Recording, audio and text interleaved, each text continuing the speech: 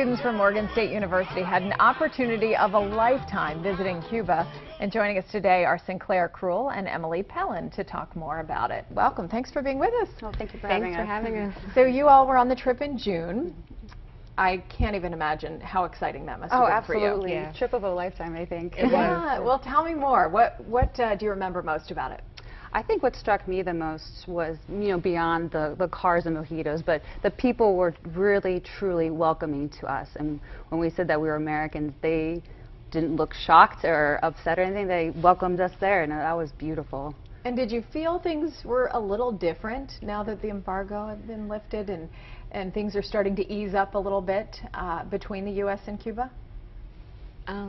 Well, we went there as soon as the embargo, we were leaving as soon as the Okay. embargo was lifted. Okay. So we didn't really get a chance to experience the actual result of it. But as we were there, we noticed that it was actually a very, pretty much calming, like you could relax there. Like if you go on vacation, you go there relax, and sometimes you're not always able to relax. But it was a very easygoing country that I found. I think that people feel anticipatory about it. They're not sure what to expect, but they're hoping for, of course, better relations to improve their lives as well. Yeah, and tell us more about just what we as Americans don't know about Cuban culture and what we would benefit from knowing. We always have this idea that it's just this impoverished, war-torn country, kind of like a communist state taking over, but it really is an open, sort of loving society, very educated. I loved meeting the students there, and it was great to see passionate counterparts in the journalism school too. And I'm sure the sights there are remarkable. Yeah. What would you say was most memorable? We actually ended up going to Veradero Beach, and that was something that you really can't forget. Yeah. It was the scenery. It was almost kind of like it was an air of, I don't really know how to describe it, but it was just like you just felt so at peace when you were at the beach. Yeah. You were able to kind of really see the beauty in a country when you got to take the time and look at it from a different view of it's just a impoverished, worn country. It's a beautiful country that has much to offer. So you got a really good experience from that. Yeah. And obviously education is huge there. We were talking about that in the first and second segments.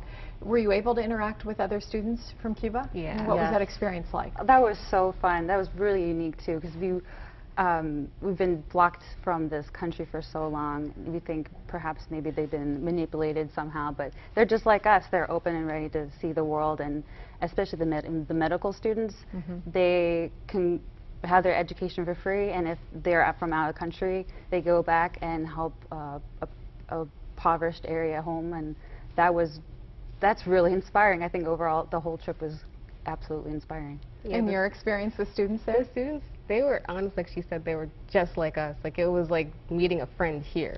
Like we could relate to them so well. Like we ended up having our own conversations. We ended up like connecting in other ways. Like we ended up meeting on Facebook and everything. So it's a way, like we're in the same generation. We're all trying to learn, especially the journalism students. We're all trying to enhance our abilities and everything. So it's really interesting to speak to them, as they were also saying, like we may be from Cuba, but we have the accessibility and equipment that we can be at the same level as everybody else can too. So. Right, and coming from a journalistic perspective, what's that like to visit a place like Cuba where there's no free press? Right, it was quite interesting going down there, and with some of the students, they viewed it as they were just trying to work around it. If they were blocked from something, they would just work around it. If they are lacking in resources, they just work around it. And they're quite the resilient kind of people too. Their biggest thing with the students was they were always willing to help each other and work together. Like if someone didn't have any information, they would always be willing to give the information to somebody else. Like it was always a really helpful and community-oriented society. You don't always see that here. So the students, they were very willing to help each other out and keep everybody going. And how long did you stay there? It was a week. A week, okay. I'm guessing that might not have been enough time. No, You're looking forward to getting back there and learning more. Absolutely, yes, diving right in. When do you hope to return, and if so, how do you expect things to have changed? Wow. Well, that can go any way. It depends on what Congress decides and what sort of steps they want to take. I imagine it would be nice to see more Americans going over within the year, more businesses open up. What's it like in terms of just the older generation there in Cuba. Did you have any contact with people that were of that generation, and you know, how have they received you? We did have contact with the older generation. The feel that I got from them was that they were also pretty welcoming to the idea of the embargo being lifted. Mm-hmm.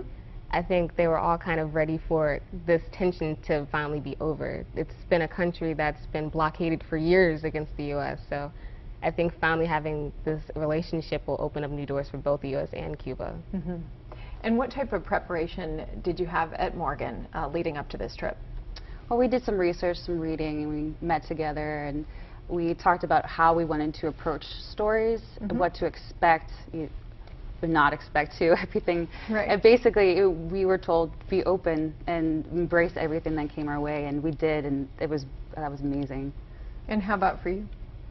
The prepping, I think we really like appreciated it because we got to get a little bit of the history before we went down there, so we knew kind of a little bit what to expect, but not the full extent of what we were going to see.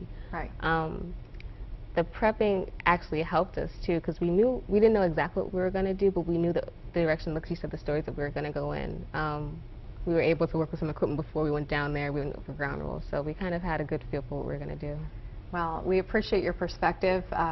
Thanks for coming and chatting with us, and I can't wait to hear more when you return. Okay, thank you. Yeah, Thank you. appreciate it. Nice meeting you both.